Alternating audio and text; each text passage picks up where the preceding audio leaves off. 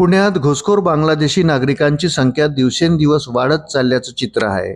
पुणे येथील बुधवार पेठ या रेड लाईट एरियांमध्ये फरासखाना पोलिसांनी मोठी कारवाई करत 5 बांगलादेशी महिलांना ताब्यात घेतल्याची माहिती समोर आली आहे. विशेष कोम्बिंग ऑपरेशन दरम्यान पोलिसांनी ही कारवाई केली असून या महिला बेकायदेशीरपणे भारतात राहून देहव्यापार करत असल्याचं तपासात उघड झालं आहे. या महिलांकडे भारतात राहण्यासाठी कोणतेही वैध डॉक्युमेंट उपलब्ध नव्हते. तसेच पोलिसांनी 2 प्रश्न विचारले आणि बांगलादेशी महिलांची पोलखोल झाली. पोलीस सूत्रांनी दिलेल्या माहितीनुसार या कारवाई दरम्यान काही ग्राहकांनी दिलेल्या माहितीमुळे पोलिसांचा संशय बळावला. या महिलांच्या बोलण्याची पद्धत आणि शब्द बांगलादेशी लोकांशी साधर्म्य दर्शवणारे होते.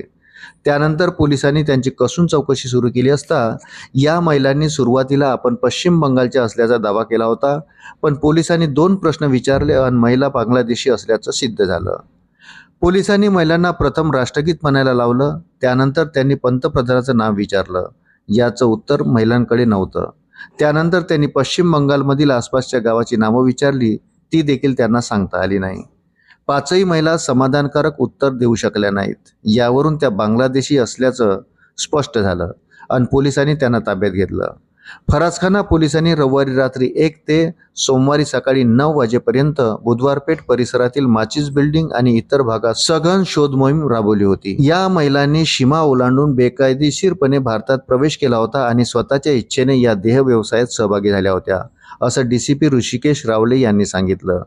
पुणे पोलीस आयुक्त अमितेश कुमार यांच्या मार्गदर्शनाखाली सुरू असलेल्या या कारवाईत गेल्या 11 महिन्यात तब्बल 95 बांगलादेशी नागरिकांना पुणे शहरातून ताब्यात घेण्यात आल्याची माहिती समोर आली आहे. त्यामुळे आता पुण्यातून बांगलादेशी कधी हद्दपार होणार असा सवाल विचारला जातोय. अशाच नवनवीन अपडेटसाठी व्हिडिओला लाईक आणि चॅनलला सबस्क्राईब जरूर करा. धन्यवाद.